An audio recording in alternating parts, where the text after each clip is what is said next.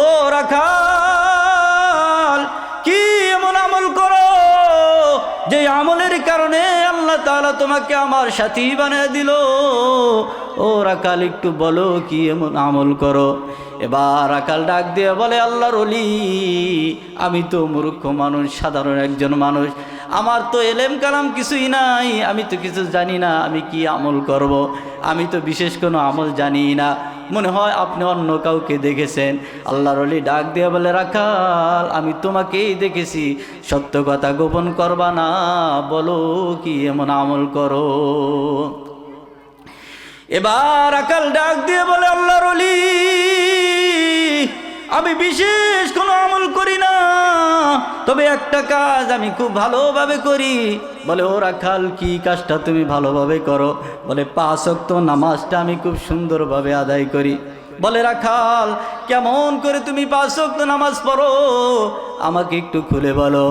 এবার রাখাল ডাক দিয়ে বলে, আল্লাহর ওলি, আমি যখন নামাজের ভিতরে যখন দাঁড়িয়ে যাই, নামাজের ভিতরে যখন আমি আমার প্রভুর সাথে যখন কথা বলা শুরু করে দিই, আলহামদুলিল্লাহি রাব্বিল আলামিন আর রহমানির রহিম মালিকি ইয়াউমিদ্দিন, বলে আমি যখন তেলাওয়াত করা শুরু করে দিই, নামাজের ভিতরে আমার এত খুশু খুশু মজার সাথে আমি নামাজ আদায় করি। কেউ যদি আমাকে ডাক দিয়ে বলে, রাখাল, ওই যে তোমার পরিবার পরিজন, তোমার আহাল সয় সম্পত্তি তো সব ধ্বংস হয়ে গেল, তাড়াতাড়ি নামাজটা ছেড়ে দাও, যদি নিজের সম্পদ যদি বাঁচাইতে চাও, নিজের আহাল যদি বাঁচাইতে চাও, পরিবার যদি বাঁচাইতে চাও, রাখাল নামাজটা তাড়াতাড়ি ছেড়ে দাও। রাখাল ডাক দিয়ে বলে, আল্লাহর ওলি, নামাজ আমার কাছে এত দামি, এত দামি, ওগো আল্লাহর ওলি, আমার সম্পত্তি, আমার হাল পরিবার সব যদি ধ্বংস হয়ে যায়, আমি রাখালের কোনো আফসোস নাই, আমার কোনো কষ্ট নাই, তবে নামাজ আমার কাছে এত দামি, এত দামি, ওই নামাজ ছেড়ে যেতে আমি রাজি নই। বলেন না সুবহানাল্লাহ। আবার কেউ যদি ডাক দিয়ে বলে, রাখাল, নামাজ পড়তেছো, ওই যে পাহাড়টা দেখতেছো, ওই পাহাড়টা স্বর্ণ বানায় তোমাকে দেওয়া হবে। রাখাল, যদি নামাজটা ছেড়ে দাও, স্বর্ণওয়ালা পাহাড়টা তোমাকে দান করা হবে। রাখাল, নামাজটা ছেড়ে দাও, স্বর্ণওয়ালা পাহাড়টা নিয়ে যাও। রাখাল ডাক দিয়ে বলে, আল্লাহর ওলি, নামাজ আমার কাছে এত দামি, এত দামি, ওই স্বর্ণওয়ালা পাহাড় ছাড়তে আমি রাজি, তারপরও আমার রবের নামাজ ছাড়তে আমি রাজি নই। বলেন না সুবহানাল্লাহ। এবার আল্লাহর ওলি ডাক দিয়ে বলে, রাখাল, আর বলতে হবে না, কেন তোমার মতন সাধারণ একজন রাখালকে আমার সাথে আল্লাহ তাআলা জান্নাতের সাথী বানায় দিল। ওই রাখাল এই মাকামাতে নামাজ আদায় করার কারণে আল্লাহ তাআলা সমাজের সাধারণ একজন মানুষকে আল্লাহ তাআলা জামানার ওলির সাথে জান্নাত দান করে দিল। এজন্য ভাইয়ের, আজকেও যদি আমরা যদি সে নামাজ যদি সঠিকভাবে আদায় করতে পারি, নামাজ যদি সুন্দরভাবে আদায় করতে পারি, আল্লাহ তাআলা বলেন ওই নামাজের হিসাবটাই কিয়ামতের ময়দানে আগে হবে। যার নামাজের হিসাব সুন্দর হয়ে যাবে, আমি আল্লাহ তাআলা তার জন্য সমস্ত ঘাটিগুলো সহজ করে দিব। এই জন্য ওই নামাজ আমরা পড়ব তো ইনশাআল্লাহ। যে যেখানেই থাকি, যেই কাজই করি না কেন, সাধারণ শ্রমিক, কলকারখানায় কাজ করি, যেখানেই কাজ করি, রিক্সা চালাই, ভ্যান চালাই, ইনশাআল্লাহ 5 ওয়াক্ত নামাজটা আমি সুন্দরভাবে পড়ব। বলেন ইনশাআল্লাহ। আল্লাহ কবুল করুক। বলেন আমিন। ইয়াউমা ইউখশাফু আন সাকিন ওয়া ইউদআউনা ইলাস সুজুদি ফালা ইস্তাতিউন।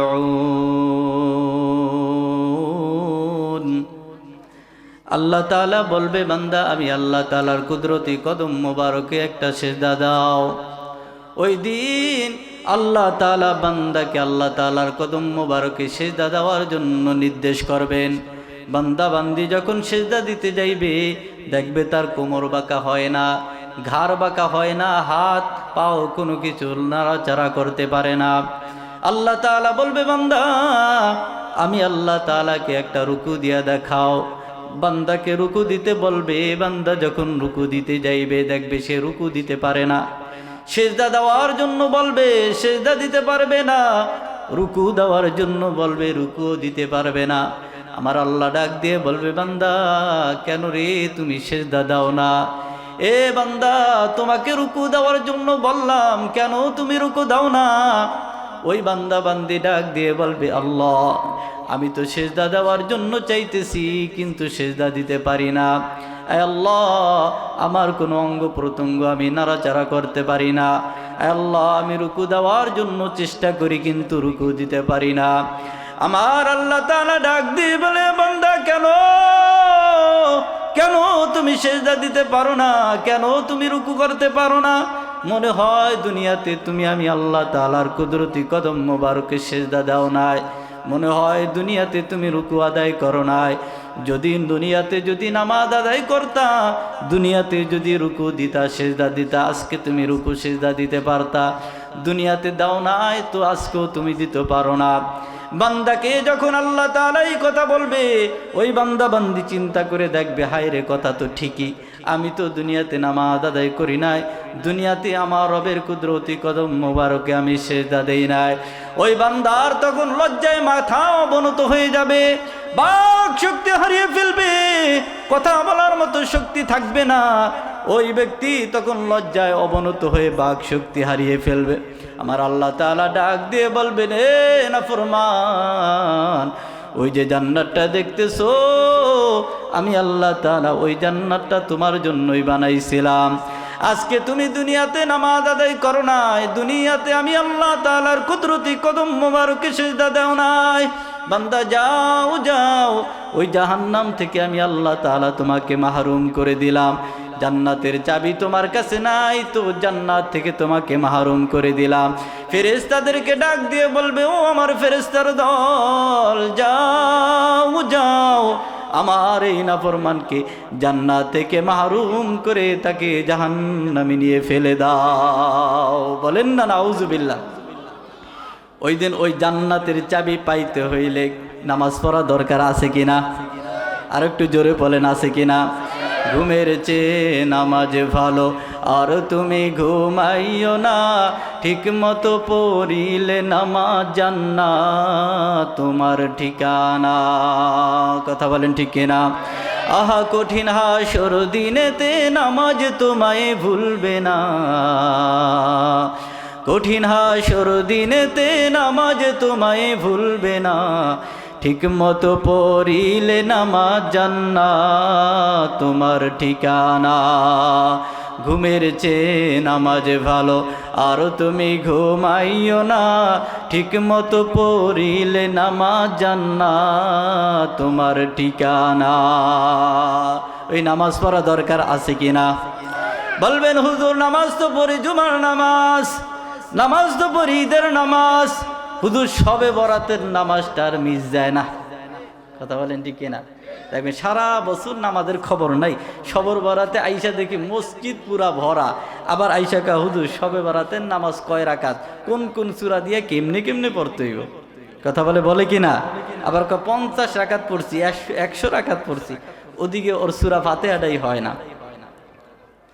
এই শবে বরাতের নামাজ দিয়া বুঝি জান্নাতের চাবি পাওয়া যাইব? কথা বলেন না দি আপনারা? জুমার নামাজ দিয়ে তো অবশ্যই পাওয়া যাবে। কি বলেন? কেন পাইব না কেন? আপনি তো নামাজ তো পড়তেছেন, কাউ তো নামাজ তো পড়ি, জুমার নামাজ, তো এই নামাজ দিয়ে জান্নাতে চাবি পাওয়া যাইব কি যাইব না উদাহরণ দিলে আপনাদেরকে বুঝাই। আপনি এই যে এখানে তো ইন্ডাস্ট্রি এলাকা, অনেক শ্রমিক ভাইয়েরা আছেন, আপনারা এই যে কাজ করেন শ্রমিক, আপনাদের এখানে সপ্তাহে ডিউটি হয়েছে 7 দিন। আপনি যদি সপ্তাহে যান 1 দিন, 6 দিন মিস, আপনারে মাস শেষে বেতন দিব ডাবল।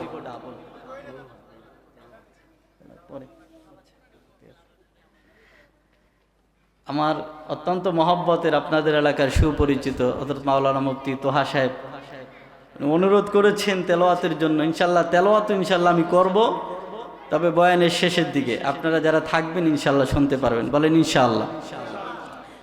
বলতেছিলাম তো এই যে আপনারা কলকারখানায় চাকরি করেন, আপনার সেখানে ডিউটি হয়েছে কয়দিন? সপ্তাহে 7 দিন, আর আপনি যান কয় দিন? 1 দিন, 6 দিন মিস। মাস শেষে আপনার বেতন দিব ডাবল। কেন দিব না? কেন? আপনি তো ডিউটি করতেই আছেন। কয় বেতন তো দূরের কথা, আরো জরিমানা দে। তোর আসার কথা ছিল 7 দিন, তুই আইসিস 1 দিন, 6 দিন মিস, আরো জরিমানা দিয়া যা। কথা বলেন ঠিক কিনা? আমার আল্লাহ তাআলা কয়, জুমার মুসল্লি আমি আল্লাহ তাআলা বলছি সপ্তাহে 7 দিন 5 ওয়াক্ত করে নামাজ পড়, আর তুমি আছো সপ্তাহে 1 দিন জুমার নামাজ পড়তে। আবার সুন্নতের খবর নাই, ফরজ 2 রাকাত পইরাই দৌড় মারো। কথা বলেন ঠিক কিনা? আল্লাহ কয় এই নামাজ দিয়া জান্নাতের চাবি পাওয়া যাবে না। জান্নাতের চাবি পাইতে হইলে নামাজ পড়তে হবে কয় ওয়াক্ত? দৈনিক নাকি মাসিক? পড়ব তো ইনশাআল্লাহ। নামাজ পড়লে কি লাভ, কি লাভ? ও আমার কাশিমপুরের শ্রমিক ভাইয়েরা, ও আমার কাশিমপুরের মুসলমান ভাইয়েরা, পদ্মার আলার আম্মা যান, নামাজ পড়লে কি লাভ? আমরা একটু মনের কান্ডা দিয়ে শুনি। আমি সমাজের যতই নিম্ন শ্রেণী হই না কেন, সমাজের ভিতরে যদি আমার কোনো দামও যদি না থাকে, আমি সাধারণ একজন শ্রমিক, কিন্তু নামাজ যদি ঠিক মতন পড়ি, আমার নামটা আল্লাহ তাআলা ওলির খাতায় লিখে দিতে পারেন। বলেন না সুবহানাল্লাহ। বড় পীর আব্দুল কাদের জিলানী রহমতুল্লাহি আলাইহি, জামানার একজন মুজাদ্দাদ আব্দুল কাদের জিলানী রহমতুল্লাহি আলাইহি একদিন মুরাকাবা করে দেখেন কে হবে জান্নাতে আমার সাথী। মুরাকাবা করে আব্দুল কাদের জিলানী রহমতুল্লাহি আলাইহি দেখি তো জান্নাতে আমার সাথে কে থাকবেন। আব্দুল কাদের জিলানী রহমতুল্লাহি আলাইহি মুরাকাবা করে দেখে জান্নাতে তার সাথে যে থাকবেন তিনি হলেন সাধারণ একজন রাখাল। সুবহানাল্লাহ বলবেন না? সাধারণ একজন রাখাল জান্নাতে, আব্দুল কাদের জিলানী তার সাথে তার জান্নাত। এই দৃশ্য দেখার পরে আব্দুল কাদের জিলানী রহমতুল্লাহি আলাইহি হতবাক হয়ে গেলেন। ব্যাপার কি? আমি এত বড় একজন বুজুর্গ আর আমার সাথে থাকবে একজন সাধারণ রাখাল, কি এমন আমল করে? আমাকে তার খুঁজে বের করতে হবে এবং জানতে হবে কি এমন বিশেষ আমল সে। এবার আল্লাহর ওলি ওই রাখালের খোঁজে বের হয়ে গেলেন। কোথায় সেই রাখাল, যে রাখাল জান্নাতে আমার সাথে থাকবেন? বলে খুঁজতে খুঁজতে খুঁজতে খুঁজতে কোনো এক পাহাড়ের পাদদেশে গিয়ে দেখে একজন রাখাল বকরি চড়ায়। গতকালকে মুরাকাবায় যে রাখালকে দেখলো, দেখে এই সে রাখাল যে পাহাড়ে পাদদেশে বকরি চড়াইতেছে। এ বাচ্চারা, কথা নাই, কোনো কথা নাই।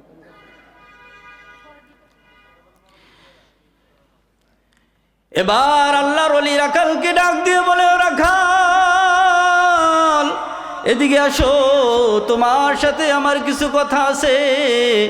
ও রাখাল তুমি এদিকে আসো। জামানার মুজাদ্দাদ আল্লাহর ওলিকে রাখাল দেখে হতবাক হয়ে গেল। ব্যাপারটা কি? এত বড় আল্লাহর একজন ওলি তিনি আমার কাছে এসেছেন, মনে হয় আমি কোনো অন্যায় করেছি, কোনো অপরাধ করেছি। ভয়ে ভয়ে আল্লাহর ওলির দরবারে এসেছেন। ডাক দিয়ে বলে, আল্লাহর ওলি আপনি এত বড় একজন বুজুর্গ জামানার ওলি, আপনি কেন আমার নিকটে আসলেন? আমি যদি কোনো অপরাধ করি, আমার যদি আপনার প্রয়োজন পড়ে, তাহলে আপনি খবর পাঠাইলেই তো আমি আপনার দরবারে চলে যেতাম। আপনি কেন আমার নিকটে আসলেন? এবার আল্লাহর ওলি ডাক দিয়ে বলে, রাখাল তুমি কোনো অন্যায় করো নাই, কোনো অপরাধ করো নাই। ও রাখাল গতকালকে মুরাকাবা করে আমি দেখেছি জান্নাতে তুমি হইবা আমার সাথী। ও রাখাল কি এমন আমল করো যে আমলের কারণে আল্লাহ তাআলা তোমাকে আমার সাথী বানিয়ে দিল? ও রাখাল একটু বলো কি এমন আমল করো? এবার রাখাল ডাক দিয়ে বলে, আল্লাহর ওলি আমি তো মূর্খ মানুষ, সাধারণ একজন মানুষ, আমার তো এলেম কালাম কিছুই নাই, আমি তো কিছু জানি না, আমি কি আমল করব? আমি তো বিশেষ কোনো আমল জানি না। মনে হয় আপনি অন্য কাউকে দেখেছেন। আল্লাহর ওলি ডাক দিয়ে বলে, রাখাল আমি তোমাকেই দেখেছি, সত্য কথা গোপন করবা না, বলো কি এমন আমল করো? এবার রাখাল ডাক দিয়ে বলে, আল্লাহর ওলি আমি বিশেষ কোনো আমল করি না, তবে একটা কাজ আমি খুব ভালোভাবে করি। বলে ও রাখাল, কি কাজটা তুমি ভালোভাবে করো? বলে 5 ওয়াক্ত নামাজটা আমি খুব সুন্দরভাবে আদায় করি। বলে রাখাল, কেমন করে তুমি 5 ওয়াক্ত নামাজ পড়ো আমাকে একটু খুলে বলো। এবার রাখাল ডাক দিয়ে বলে, আল্লাহর ওলি, আমি যখন নামাজের ভিতরে যখন দাঁড়িয়ে যাই, নামাজের ভিতরে যখন আমি আমার প্রভুর সাথে যখন কথা বলা শুরু করে দিই, আলহামদুলিল্লাহি রাব্বিল আলামিন আর রহমানির রহিম মালিকি ইয়াউমিদ্দিন, বলে আমি যখন তেলাওয়াত করা শুরু করে দিই, নামাজের ভিতরে আমার এত খুশু মজার সাথে আমি নামাজ আদায় করি। কেউ যদি আমাকে ডাক দিয়া বলে, রাখাল, ওই যে তোমার পরিবার পরিজন, তোমার আহাল সয় সম্পত্তি তো সব ধ্বংস হয়ে গেল, তাড়াতাড়ি নামাজটা ছেড়ে দাও। যদি নিজের সম্পদ যদি বাঁচাইতে চাও, নিজের আহাল যদি বাঁচাইতে চাও, পরিবার যদি বাঁচাইতে চাও, রাখাল নামাজটা তাড়াতাড়ি ছেড়ে দাও। রাখাল ডাক দিয়ে বলে, আল্লাহর ওলি, নামাজ আমার কাছে এত দামি, এত দামি। ওগো আল্লাহর ওলি, আমার সম্পত্তি, আমার আহাল পরিবার সব যদি ধ্বংস হয়ে যায়, আমি রাখালের কোনো আফসোস নাই, আমার কোনো কষ্ট নাই। তবে নামাজ আমার কাছে এত দামি, এত দামি, ওই নামাজ ছেড়ে যেতে আমি রাজি নই। বলেন না সুবহানাল্লাহ। আবার কেউ যদি ডাক দিয়ে বলে, রাখাল, নামাজ পড়তেছো, ওই যে পাহাড়টা দেখতেছো, ওই পাহাড়টা স্বর্ণ বানায় তোমাকে দেওয়া হবে। রাখাল, যদি নামাজটা ছেড়ে দাও, স্বর্ণওয়ালা পাহাড়টা তোমাকে দান করা হবে। রাখাল, নামাজটা ছেড়ে দাও, স্বর্ণওয়ালা পাহাড়টা নিয়ে যাও। রাখাল ডাক দিয়ে বলে, আল্লাহর ওলি, নামাজ আমার কাছে এত দামি, এত দামি, ওই স্বর্ণওয়ালা পাহাড় ছাড়তে আমি রাজি, তারপরও আমার রবের নামাজ ছাড়তে আমি রাজি নই। বলেন না সুবহানাল্লাহ। এবার আল্লাহর ওলি ডাক দিয়ে বলে, রাখাল, আর বলতে হবে না। কেন? তোমার মতন সাধারণ একজন রাখালকে আমার সাথে আল্লাহ তাআলা জান্নাতের সাথী বানায় দিল। ওই রাখাল এই মাকামাতে নামাজ আদায় করার কারণে আল্লাহ তাআলা সমাজের সাধারণ একজন মানুষকে আল্লাহ তাআলা জামানার ওলির সাথে জান্নাত দান করে দিল। এজন্য ভাইয়ের, আজকেও যদি আমরা যদি সে নামাজ যদি সঠিকভাবে আদায় করতে পারি, নামাজ যদি সুন্দরভাবে আদায় করতে পারি, আল্লাহ তাআলা বলেন ওই নামাজের হিসাবটাই কিয়ামতের ময়দানে আগে হবে। যার নামাজের হিসাব সুন্দর হয়ে যাবে, আমি আল্লাহ তাআলা তার জন্য সমস্ত ঘাটিগুলো সহজ করে দিব। এই জন্য ওই নামাজ আমরা পড়ব তো ইনশাআল্লাহ। যে যেখানেই থাকি, যেই কাজই করি না কেন, সাধারণ শ্রমিক, কলকারখানায় কাজ করি, যেখানেই কাজ করি, রিক্সা চালাই, ভ্যান চালাই, ইনশাআল্লাহ 5 ওয়াক্ত নামাজটা আমি সুন্দরভাবে পড়ব। বলেন ইনশাআল্লাহ। আল্লাহ কবুল করুক। বলেন আমিন। সম্মানিত মুআজ্জাজ মুহতারাম, আমি যে আয়াতে কারিমা তেলাওয়াত করেছি, এই আয়াতে কারিমা এবং বিশ্বনবী সাল্লাল্লাহু আলাইহি ওয়াসাল্লামের অগণিত হাদিস থেকে আপনাদের সামনে একটি হাদিস পড়েছি।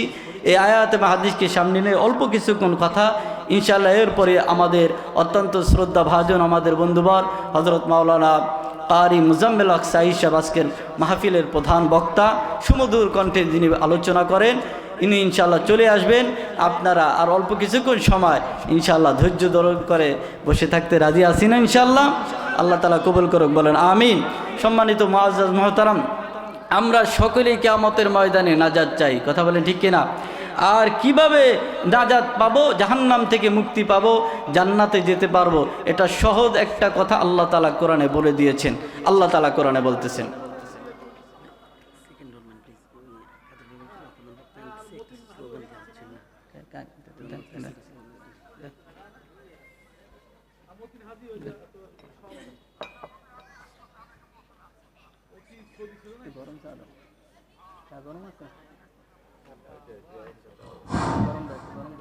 টেনশন নাই, মাহফিল ইনশাআল্লাহ চলবে, কোরআনের বয়ান আপনারা শুনবেন। আলহামদুলিল্লাহ। সম্মানিত মুআজ্জাজ মুহতারাম, আল্লাহ তাআলা কোরআনে বলেন, فأما من ثقلت موازينه فهو في عيشة راضية আল্লাহ তাআলা বলেন, ও দুনিয়ার মানুষ, আমি আল্লাহ তাআলা কিয়ামতের ময়দানে একটা মিজানের পাল্লা বসাবো। কেমন মিজানের পাল্লা বসাবো? আল্লাহ তাআলা বলেন, ফামান ইয়ামাল মিসকালা যাররাতিন খায়রান ইয়ারাহ ওয়া মান ইয়ামাল মিসকালা যাররাতিন শাররান ইয়ারাহ। আল্লাহ তাআলা বলেন, এমন মিজানের পাল্লা আমি বসাবো, যারা পরিমাণ যদি বান্দা যদি নেকের কাজ করো সেটাও আমি আল্লাহ তাআলা মিজানের পাল্লায় ওজন করব, আর যারা পরিমাণ যদি গুনাহের কাজ করো সেটাও আমি আল্লাহ তাআলা মিজানের পাল্লায় ওজন করব। ওই মিজানের পাল্লায় যদি কারো নেকের ওজন যদি ভারী হয়ে যায়, আমার আল্লাহ তাআলা বলেন তার ঠিকানা হবে আমার চিরসুখের স্থান, অর্থাৎ জান্নাত। জোরে বলেন সুবহানাল্লাহ। আল্লাহ তাআলা বলেন, যদি মিজানের পাল্লা যদি নেকের ওজন যদি ভারী হয়, তা ঠিকানা হবে কোথায়? জান্নাত, চিরসুখের স্থান। এর পরবর্তী আয়াতে আল্লাহ তাআলা বলতেছেন, ওয়া আম্মা মান খাফফাত মাওয়াজিনুহু ফাউম্মুহু হাওিয়াহ। বলেন আল্লাহু আকবার। আর আল্লাহ তাআলা বলেন, দুনিয়ার মানুষ, ওই মিজানের পাল্লায় যদি তোমার নেকের ওজন যদি হালকা হয়, গুনাহের পাল্লা যদি ভারী হয়, তোমার ঠিকানা হবে হাবিয়া। ঠিকানা কোথায়? বলে হাবিয়া। হাবিয়া কি? একটা জাহান্নামের নাম। আর হাবিয়াটা কি? আল্লাহ আর আল্লাহ রসুলকে জিজ্ঞাসা করতেছেন, মা আদরাকা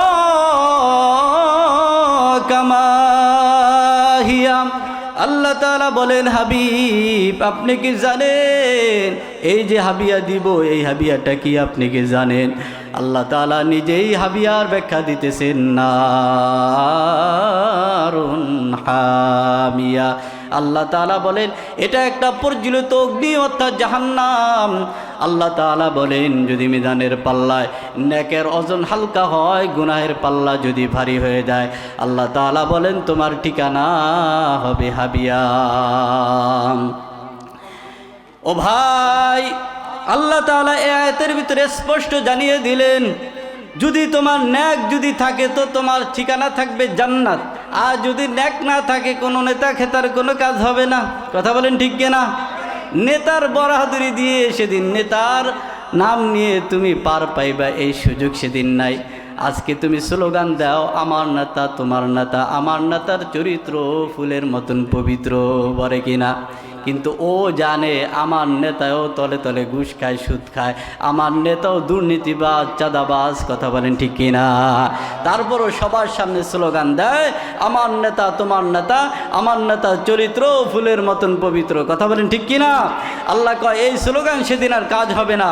যদি নেকের পাল্লা যদি ভারী থাকে তো ঠিকানা হবে তোমার জান্নাত, আর নেকের পাল্লা যদি হালকা থাকে তাহলে ঠিকানা হবে জাহান্নাম, আর সামনে দিয়ে আর কোনো সুযোগ নাই। অতএব ওই নেক কাজ করা আমাদের দরকার আছে কিনা?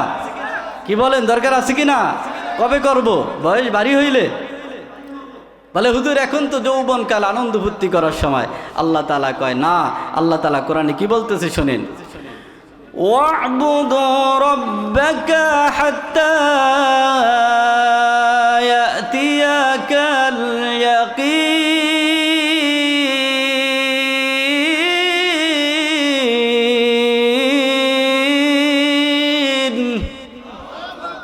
আল্লাহ তাআলা বলে, ও বান্দা, মালাকুল মউত অর্থাৎ আজরাইল তোমার দুয়ারে আসার আগেই তুমি নেক আমল নিয়ে রেডি হয়ে যাও।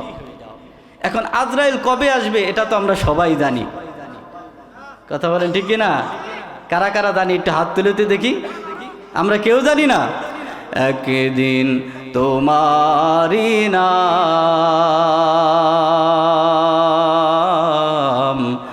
মসজিদে হবে এলান। কথা বলেন ঠিক কিনা? একদিন তোমারি নাম মসজিদে হবে এলান। তৈরি থেকো তৈরি রেখো কবরের মাল সামান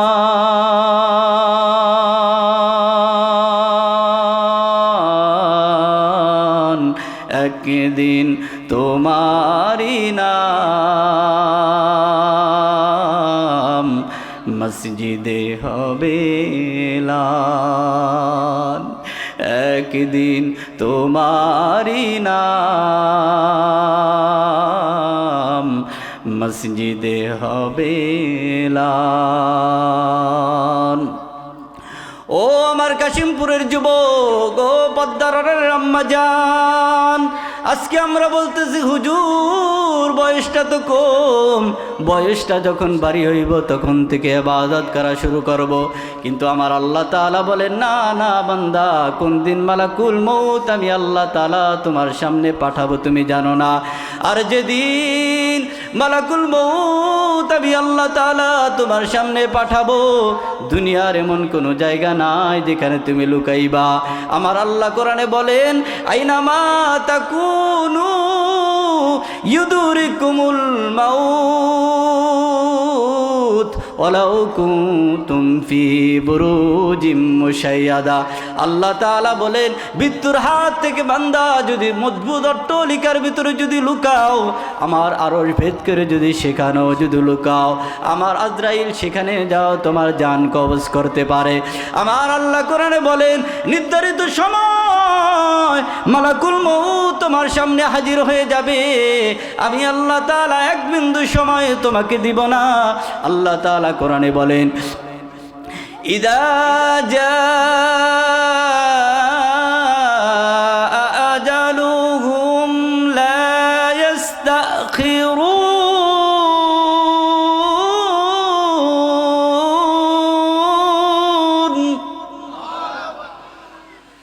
লা ইস্তাখিরুনা সাআতাও ওয়ালা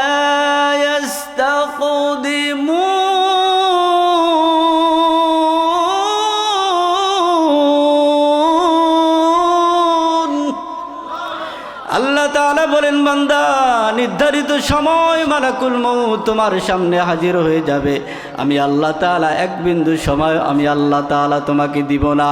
ও ভাই, যখন মালাকুল মউত আমার আপনার সামনে হাজির হয়ে যাবে তখন আমি আল্লাহ তাআলাকে বলবো আল্লাহ একটু সময় দাও, একটু সময় দাও।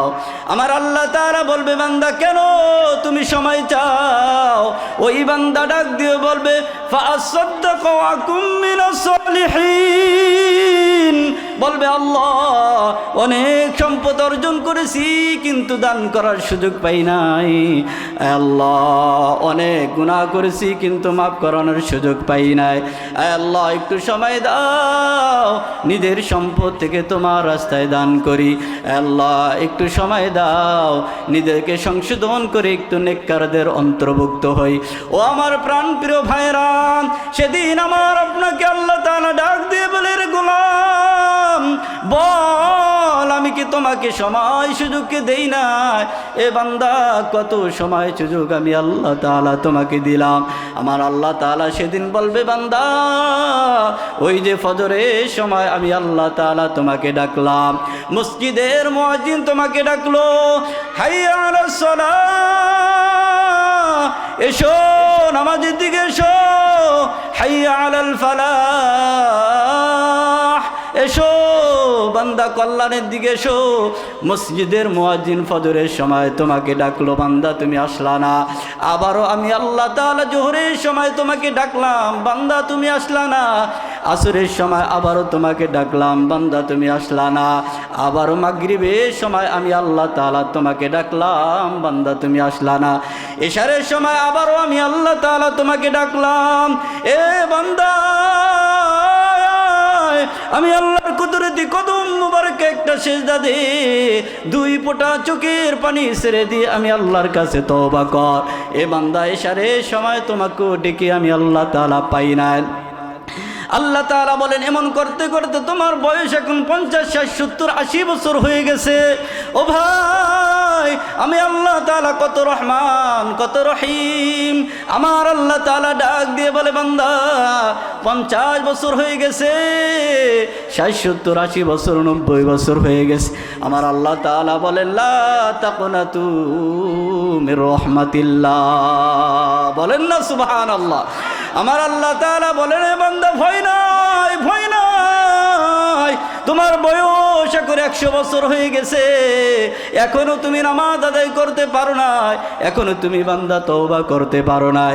এ বান্দা 80 বছর হয়ে গেছে, 80 বছর বয়সে যদি আমি আল্লাহ তাআলার কাছে যদি খাটি দিলে তওবা করতে পারো, আমার আল্লাহ তাআলা ডাক দিয়ে বলেন ফামান তাবা মিন বাদি যুলমিহি ওয়া আসলাহা ফাইন্নাল্লাহা ইয়াতুবু আলাইহি।